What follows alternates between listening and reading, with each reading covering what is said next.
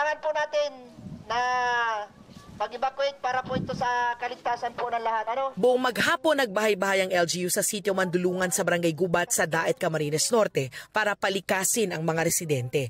Pero may ilang ayaw talagang lumikas, tulad ng mag-asawang Sonia at asawa niyang stroke patient na si Arnulfo. Hindi po ba kayo natatakot malakas ang bagyo? Natatakot nga ako, ma'am, kaso no choice man ako, ma'am, sa kanya. Ayaw talaga niya, ma'am, umalis. Pinahirapan pa siya, ma'am, magpunta ng CR. Ayaw naman niya mag-diaper. Kaya dito na lang po kami. Nakaantabay po yung ating mga kapulisan para po tumulong din hanggat maaari ay makuha pa sa pakiusap. Kung hindi ay talagang gagamit na tayo ng siguro persa na. May iba namang lumikas na sa takot na maulit ang naranasan ng manalasa sa Daet ang mga nakalipas na malalakas na bagyo, kung kailan bubong na lang ang makikita sa mga bahay nila.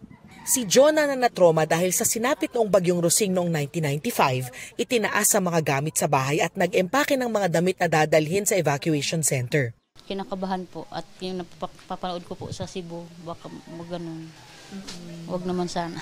Mababang lugar kasi at nasa tabing dagat ang sitio Mandulungan kaya karaniwang bumabaha rito kapag tuloy-tuloy ang ulan. Sanay na raw lumikas ang mga residente tuwing may bagyo, pero sa totoo lang, nakakapagod na raw. Ang iniisip ko yung kaligtasan ng mga anak ko tsaka yung mga apo ko kasi talaga lumalalim dito sa amin yung tubig. Siyempre po nakakaawa sa tulad naming mahihirap na binabaha pero wala naman po kami magawa.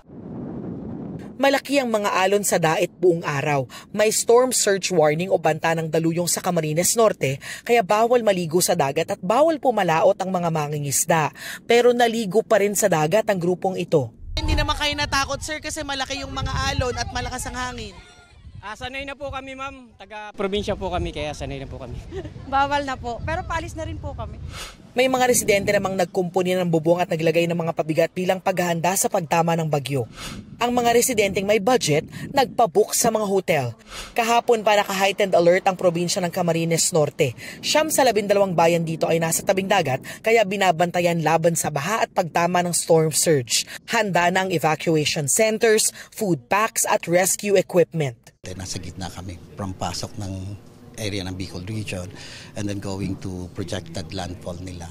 Nasa gitna ang Camarines Norte niyan. So we anticipate prolonged heavy rains and intermittent strong winds. Sa palagay namin makakasapat naman ito sa immediate na pangangailangan. But of course, if this prolong ang operation natin, we will be needing in external assistance.